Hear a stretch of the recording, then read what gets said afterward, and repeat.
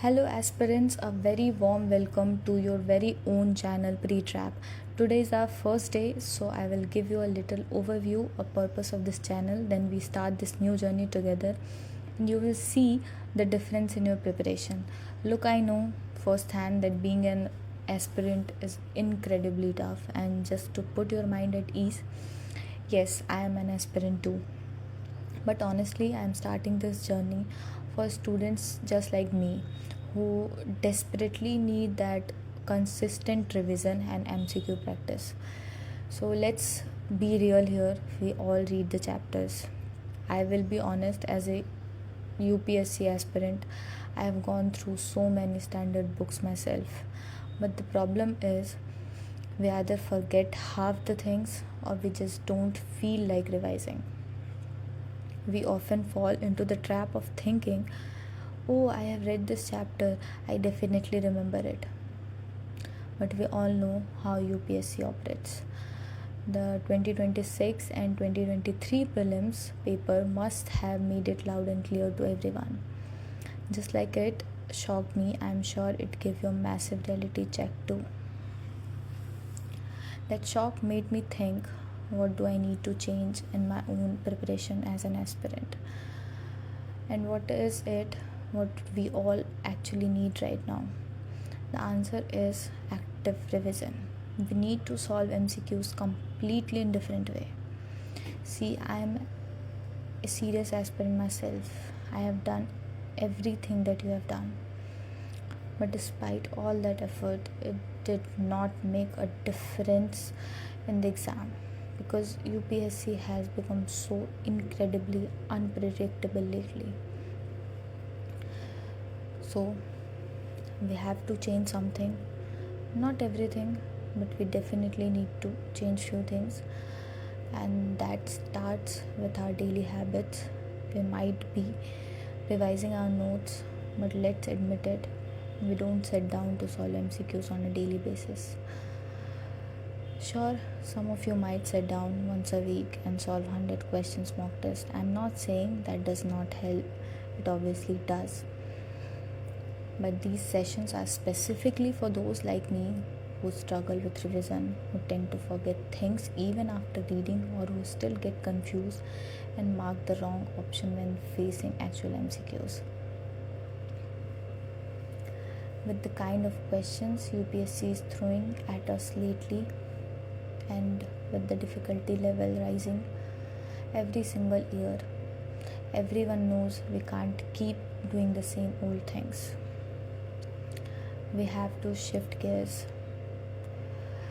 Let's change a few habits, start small, and see where it takes us. But I can assure you of one thing, this daily practice will give a massive boost to your preparation, a huge boost. The next time you go to solve a full length mock or the actual paper, you will realize that the hidden traps we usually ignore during our self-study, we will be completely prepared for them this time. And that is exactly what will keep us a few steps ahead of the crowd. So before we begin, let me clear one thing up.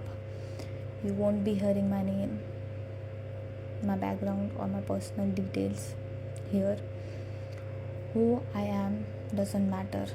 What matters is the quality of questions we are going to solve together. So let's keep the mystery alive and just focus 100% on what we are studying. Because at the end of the day, the only thing that matters is the clearing UPSC. And I think the prelims is the toughest part.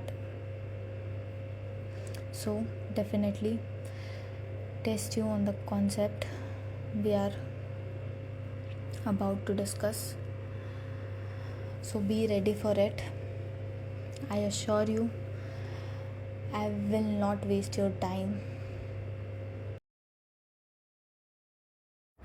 So let's start with our very first question, number 1.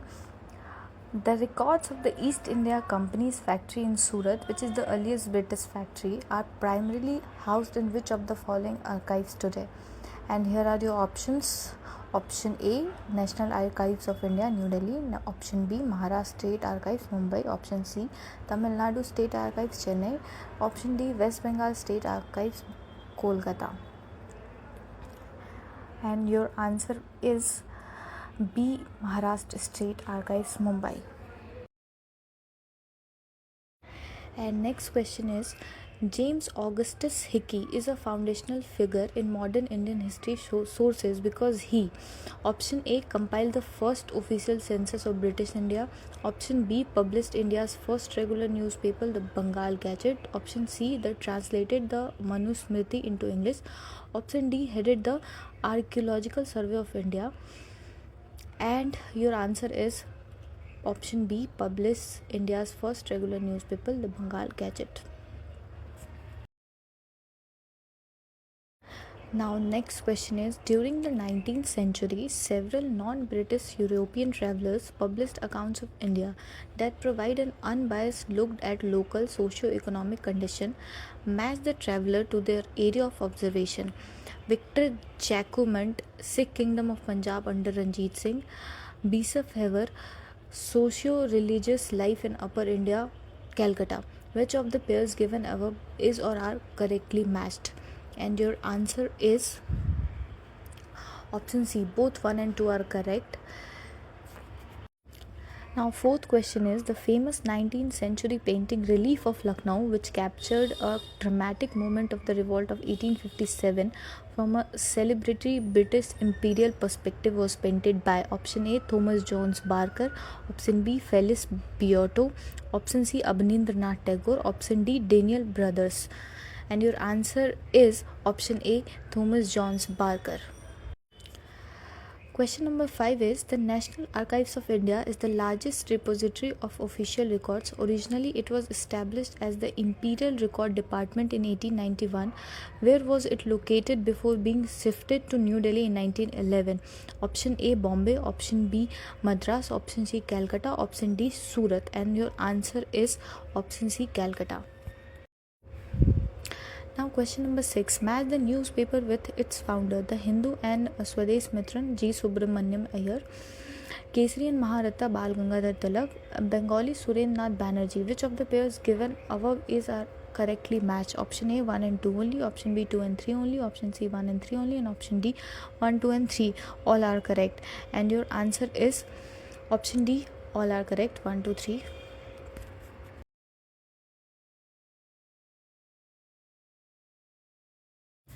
Question number 7. Many British officials wrote their own historical accounts of India to justify colonial rule. Which of the following is an incorrect match between the British author and their famous work? A, James Mill, History of British India. B, Mount Stuart Elphinstone, History of India. C, R.C. Dutt, The Economic History of India. D, William Wilson Hunter, The Annals of Rural Bengal.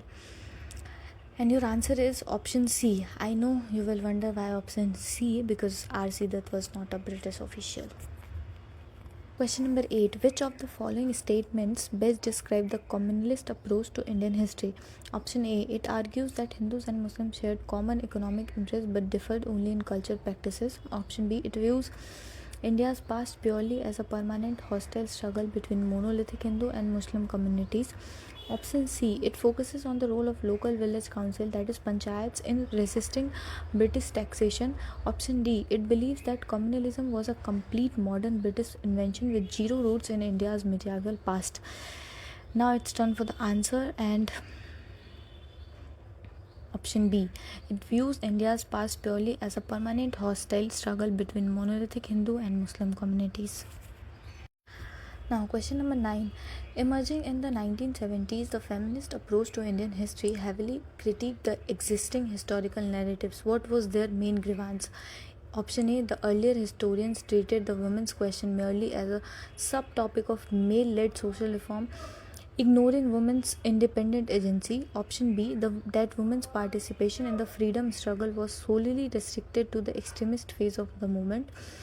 Option C, the British colonial rule actually improved the status of a woman, a fact suppressed by nationalist historians.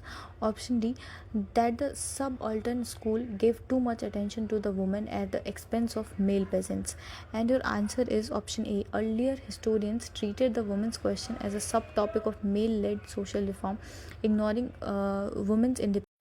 Now, question number 10. According to the imperialist or colonial school of historiography, the emergence of the Indian national movement was primarily a result of option A, the growing economic exploitation of India by the British Raj, option B, a natural awakening of Indian national identity and cultural pride, option C, elite Indian groups competing among themselves for the power and privilege offered by British administrative reforms, option D, a collaborative effort between British liberals and Indian schools reformers to modernize India. And your answer is option C, elite Indian groups competing among themselves for the power and privilege offered by the British administrative reforms. Question number 11. Which of the following statements best describe the primary objective of the Nationalist School of Indian Historiography? Option A, to analyze Indian history through the strict lens of class struggle and material condition. Option B, to counter the colonial narrative by proving that India has a rich and unified heritage and that British rule was economically devastating. Option C, to highlight how the lower caste and tribal communities resisted both British rule and upper caste domination. Option D, to justify the administrative and judicial policies implemented by the East India Company. And the answer is option B, to counter. And the last two questions are for you aspirants. Please revise it and especially read thoroughly, because I know questions are lengthy, but that is what UPSC is asking, and answers are also given to you. So see you in the next video. Bye bye. Thank you. Pretrap.